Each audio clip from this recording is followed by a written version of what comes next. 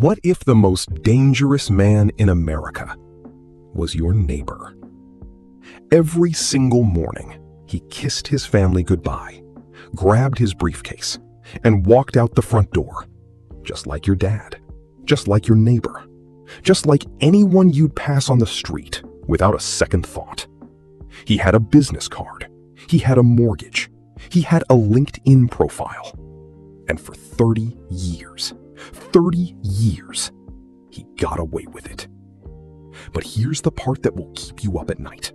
It was a leftover piece of pizza crust that finally brought him down. This is the complete, chilling, and fully documented story of Rex Heuermann, the Gilgo Beach Serial Killer. And I promise you, you will not see the ending coming. To the elite of Manhattan, Rex Heuermann was the definition of success. A New York-based architect with no criminal record, he ran a thriving architectural consulting firm right in the heart of Midtown. He solved complex building codes. He rubbed shoulders with wealthy clients. He was the kind of man people trusted to build their world. And at home, he was known as a family man who commuted to work in Manhattan as an architect, a husband, a father, living in the quiet suburban neighborhood of Massapequa Park, Long Island, the kind of place where kids ride bikes and neighbors wave hello. But here's the thing about monsters. The scariest ones never look like monsters at all. Because when the sun went down, this respected professional transformed into something else entirely. Something cold, something calculated.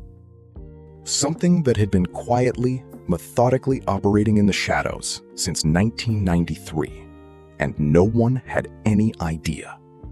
That's over 30 years of darkness hiding behind a perfectly pressed suit. Our story formally begins in May 2010. A young woman named Shannan Gilbert vanished into the night after making a panicked 23-minute call to 911, screaming that someone was trying to kill her. Her disappearance set off a chain reaction that would expose one of the most horrifying secrets Long Island had ever seen.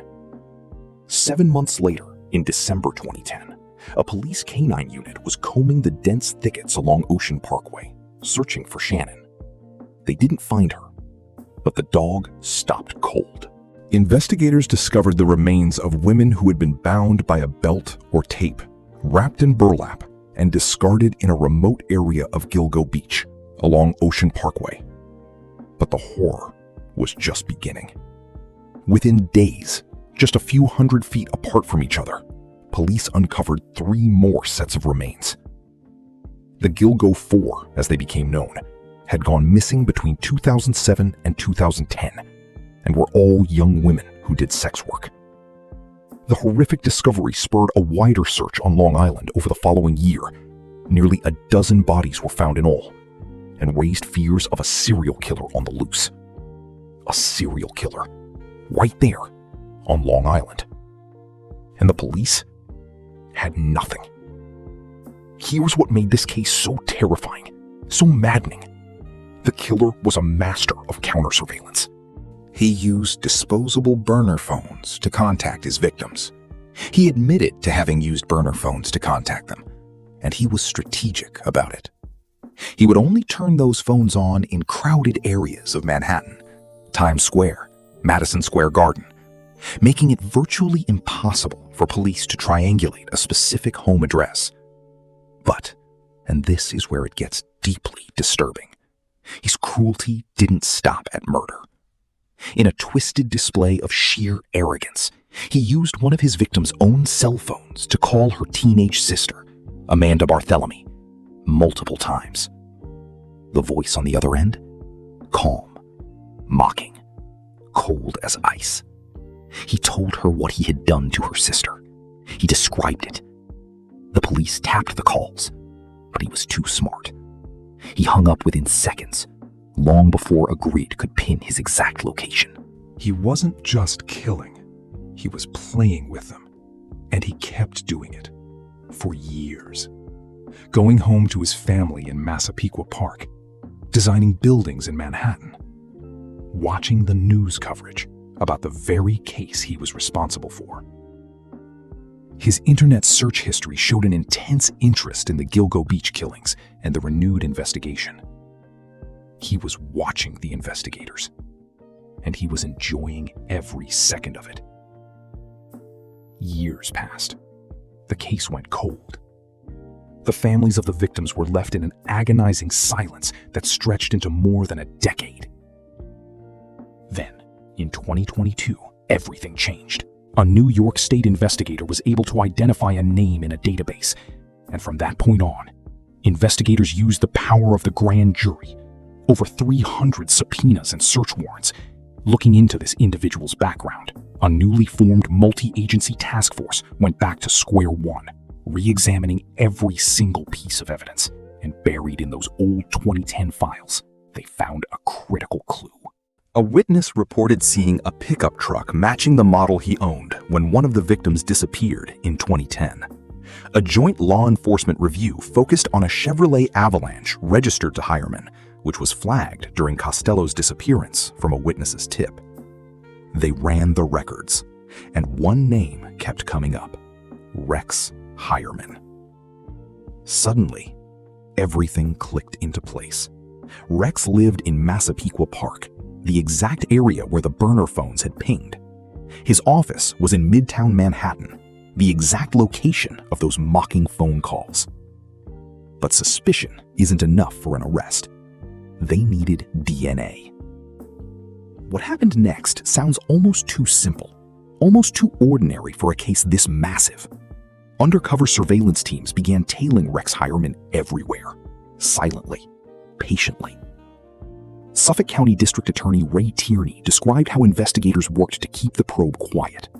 "We wanted the one person who mattered, the murderer, to think it's business as usual," he said.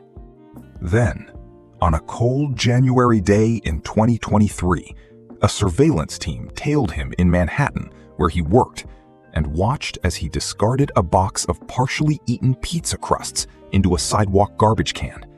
They rushed to grab the box and sent it to the crime lab, which matched the DNA from a hair found on burlap used to restrain one of the victims.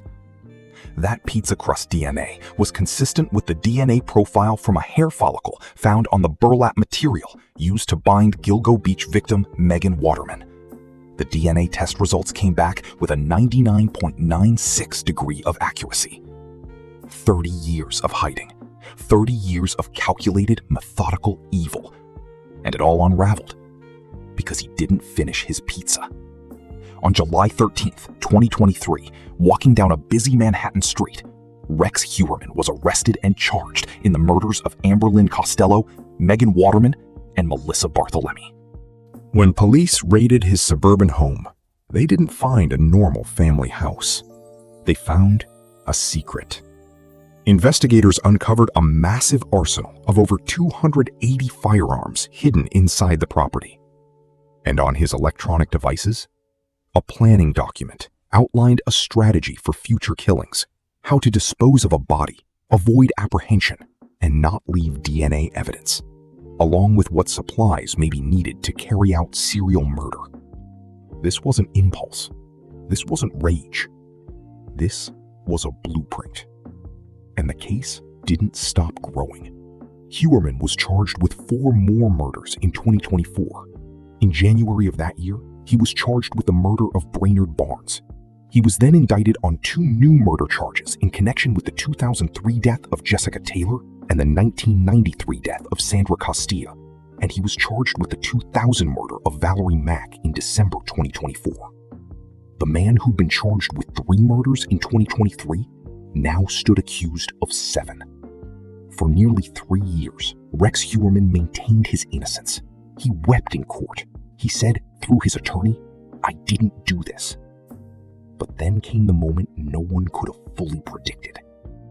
Exactly 1,000 days after his arrest, Heuermann showed no signs of emotional distress as he addressed a Suffolk County courtroom packed with media, victims' families, and uniformed officials. He calmly and coolly pleaded guilty to 7 murder charges and admitted he killed an 8th woman. He said he fatally strangled all 8 women and discarded their remains on Long Island from 1993 to 2010. Under questioning by the district attorney, Heuermann admitted that he strangled all 8 victims and dismembered some of them, that he used burner phones to contact them, and that he wrapped their bodies in burlap before dumping them. And in a stunning final twist, as part of his guilty plea, Heuermann agreed to cooperate fully with the FBI's Behavioral Analysis Unit to help catch other serial killers. The predator who spent 30 years outsmarting law enforcement would now help them hunt others like him.